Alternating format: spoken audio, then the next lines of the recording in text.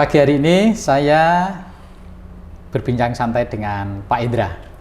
Pak Indra ini adalah Ketua Kompetensi Keahlian Multimedia yang pas sekali saya ajak berbicara masalah sistem pembelajaran daring. Ini pas sekali karena beliau ini yang memandigani sistem informasi di SMK Negeri 3 Bojonegoro. Nah, hari ini Pak Indra kita akan membahas suatu tema, belajar efektif. Ya, belajar efektif. Seperti kata orang yang sering saya baca di buku-buku itu, bahwa belajar efektif itu adalah belajar yang dilakukan dengan kondisi psikologi, kondisi lingkungan yang menyenangkan. Itu baru menghasilkan belajar yang efektif.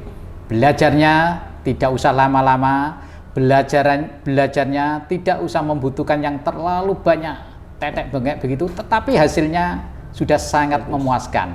Anak-anak bisa paham apa yang diajarkan, tujuan pembelajarannya bisa tercapai dengan maksimal. Itu belajar efektif. Nah, sekarang saya ingin bertanya pada Pak Indra terkait dengan proses pembelajaran utamanya yang ada di lab multimedia. Karena jenengan orang multimedia tentu paham proses pembelajarannya. Ada beberapa sinyalemen atau pendapat orang bahwa anak-anak SMK itu sangat tertarik dan sangat antusias apabila belajar praktek atau pembelajaran praktek. Apakah itu betul, Pak Indra? Iya. Jadi untuk anak-anak SMK itu pada umumnya Pak, untuk KBM, yang kita kegiatan belajar mengajar, yang paling digandrungi atau disenangi anak-anak pada saat praktek. Ya. Nah, seperti di jurusan multimedia misalnya. Di multimedia ini ketika anak-anak teori, nah mungkin teori itu kan membosankan kadang-kadang. Padahal praktek itu juga butuh teori, tapi tentu persentasenya lebih banyak prakteknya. Nah, untuk teori mungkin misal di multimedia anak-anak teorinya adalah membuat sebuah desain undangan misalnya, atau sebuah desain poster. Nah, mungkin kalau di teori kan hanya sekitar tipografi, jenis tipografinya, atau mungkin berkaitan dengan pewarnaan dan lain-lain. Tapi hal ini juga penting karena itu mendukung di prakteknya nanti. Nah, sedang di prakteknya anaknya lebih antusias atau lebih senang. Karena wujud dari undangan tersebut nanti bisa dicetak, desainnya seperti apa, bentuknya seperti apa. Nah, anak-anak senang di situ. Jadi mulai nata layoutnya, mulai tipografinya, pewarnaannya. Nah, itu yang kadang-kadang membuat anak itu karena ada wujudnya akhirnya semangat seperti itu. Itu ternyata kuncinya belajar senang karena dia terlibat langsung di dalam proses. Sekali. Jadi dia tidak hanya sebagai pendengar, dia tidak hanya sebagai orang yang menerima saja, tetapi dia melakukan dan melaksanakannya. Itulah yang membuat dia senang. Dan orang yang senang dalam belajarnya otomatis proses pembelajarannya berjalan dengan baik, sehingga akhirnya hasil pembelajarannya juga berkualitas. Betul sekali. Nah, ini anak-anakku. Jadi belajar praktek itu adalah pelajaran yang sangat menyenangkan, pelajaran yang penuh tantangan, karena di situ semua kreativitas Anda dibutuhkan. Tetapi pelajaran praktek tentu ada aturan-aturannya. Sebagai seorang yang praktikan atau yang sedang praktek, di situ ada tata tertibnya. Itu semua nanti akan disampaikan Pak Indra saat kalian masuk di labnya masing-masing. Sekarang saya mau tanya spesifik juga tentang masalah multimedia. Pak Indra, anak-anak multimedia setelah dia belajar selama 3 tahun di sekolah ini, tentu dia akan menghasilkan kompetensi, keterampilan tertentu. Kira-kira apa yang didapat anak selama 3 tahun ini? Anak yang sudah lulus dari multimedia di SMK 3 Bojonegoro ini tentu sudah mendapatkan berbagai bekal atau ilmu di bidang multimedia. Di antaranya desain. Nah, yang pertama ada desain grafis. Nah, baik itu nanti desain berkaitan dengan poster, banner, atau mungkin dengan undangan dan seterusnya.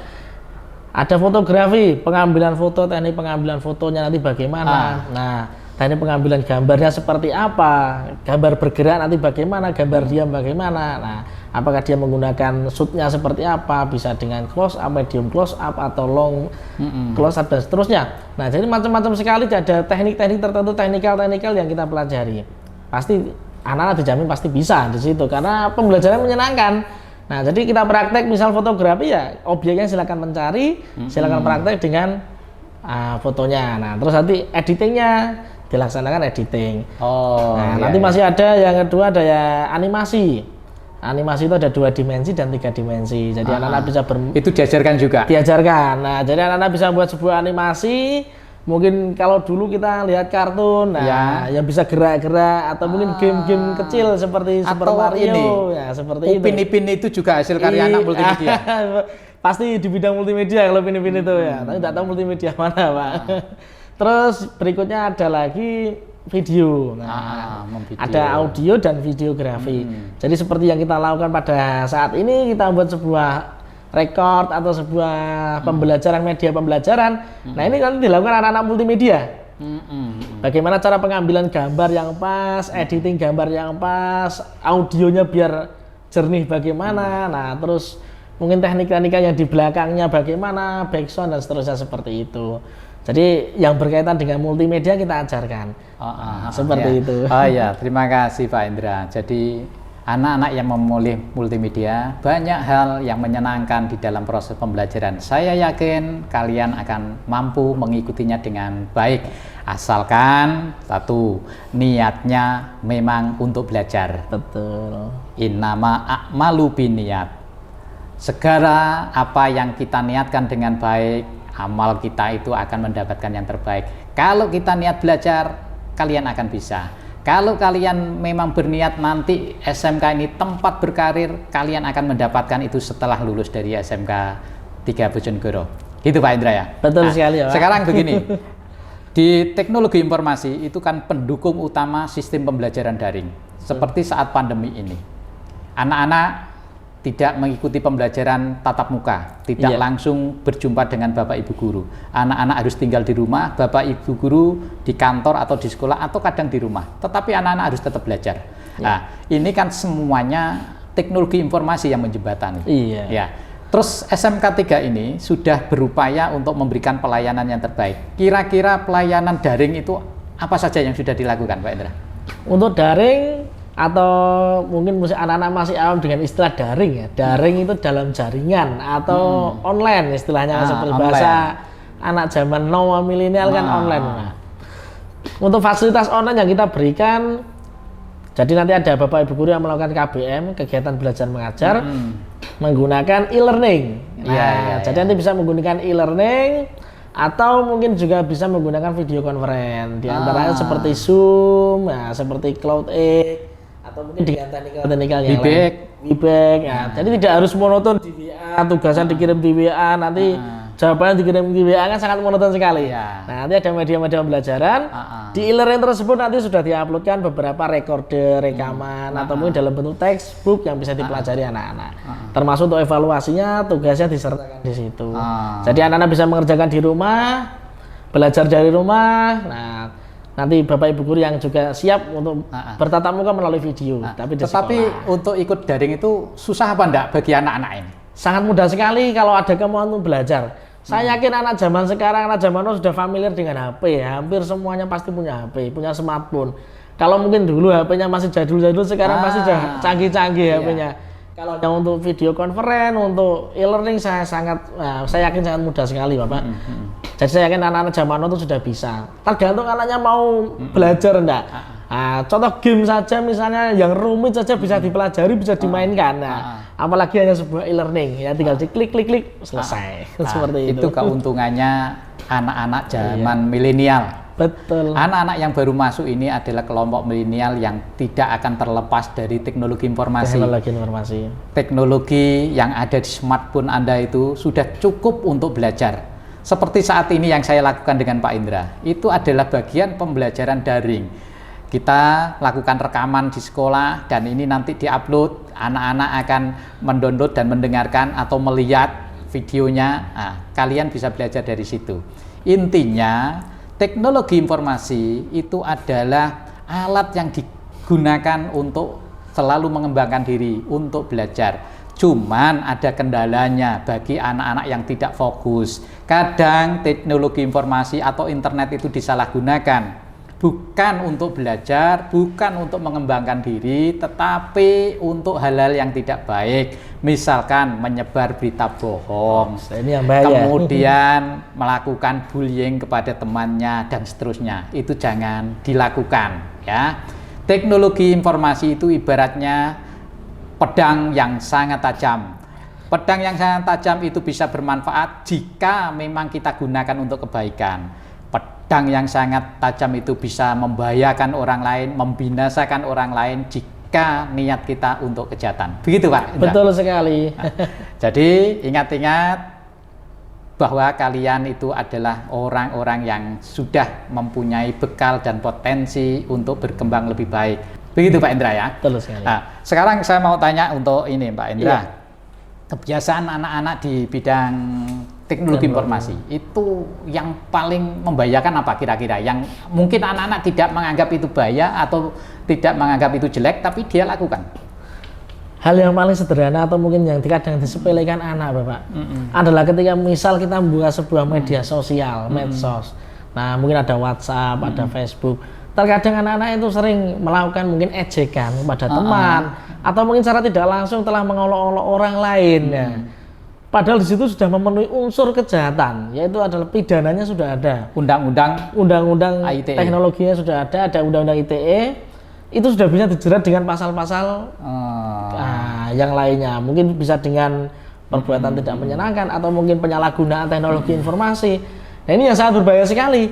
Mungkin dia merasa itu guyon. Nah, tapi mungkin lawannya ya menganggap itu adalah sebuah hal yang serius dan sebuah pencemaran nama baik di luar seperti bisa bermasalah. Ini pasti bermasalah hukum. Makanya hati-hati anak-anakku, teknologi informasi atau media sosial, berhati-hati, jangan sampai melakukan bullying, jangan sampai melakukan olok-olok atau mungkin ngejek yang lain sebagainya, karena itu akan berakibat fatal untuk diri kalian sendiri. Meskipun kalian itu hanya bercanda atau mungkin kalian membuat sebuah sesuatu sensasi, tapi jangan sekali-kali dicoba karena itu berbahaya sekali.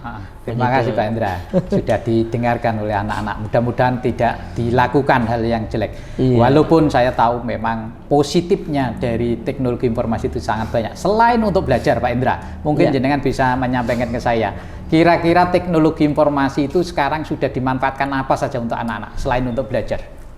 Yang paling bagus adalah kita anak-anak yang sekarang dulu atau mungkin yang sekarang sudah lulus, teknologi informasi itu bisa menjadi lahan pencarian atau lahan mencari uang. Untuk mendapatkan income. Iya, mendapatkan income. Jadi anak-anak multimedia itu sebenarnya tidak harus menunggu lulus untuk bisa mendapatkan sebuah income. Justru salah kalau kalian menunggu lulus baru bisa bekerja. Seharusnya kalian bisa sekolah sambil bekerja. Jadi belajar sambil bekerja. Pekerjaannya? Simpel, mungkin ada seorang YouTuber itu kan seakan-akan tidak bekerja. Tapi jangan salah. YouTuber itu yang sudah terkenal, yang yang follow-nya banyak dan seterusnya, yang subscribernya sudah banyak, yang view-nya juga banyak. Penghasilannya miliaran. Luar biasa. Kalau artis mungkin sudah umum ya. Kita lihat YouTuber itu yang biasa seperti itu. Ya, makanya ini anak-anak yang perlu paham. Kita bisa bekerja tidak harus di dalam kantor. Kita tidak harus bekerja di dalam perusahaan.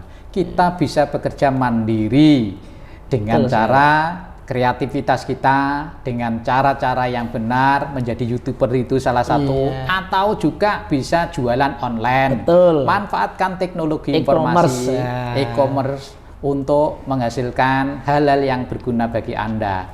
Jadi kalian tidak hanya bisa belajar, tapi juga bisa mendapatkan penghasilan. Manfaatkan teknologi untuk itu, ya. Ini sehingga yang disebut dengan belajar efektif itu adalah belajar yang bermakna. Selain mendapatkan ilmunya, juga mengaplikasikan apa yang ada di pikiran Anda, dan yang terpenting Anda bisa belajar mendapatkan penghasilan yang halal, ya. Itu belajar efektif. Terima kasih Pak Indra. Hari ini kita sudah berbincang santai untuk mendapatkan informasi terkait dengan teknologi informasi, karena jangan berpikir ke depan itu kita bisa meninggalkan teknologi informasi. Tidak bisa.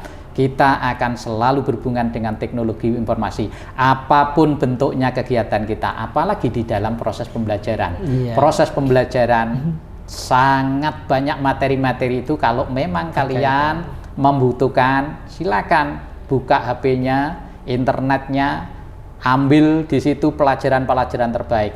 Sekali lagi saya ingatkan, internet itu gudangnya ilmu. Tetapi yang harus diingat, internet juga banyak godaannya. Banyak yang positif, banyak yang negatif. Juga. Yang penting niatnya belajar yang baik. Betul. Terima kasih Pak Indra. Sama-sama. Assalamualaikum warahmatullahi wabarakatuh.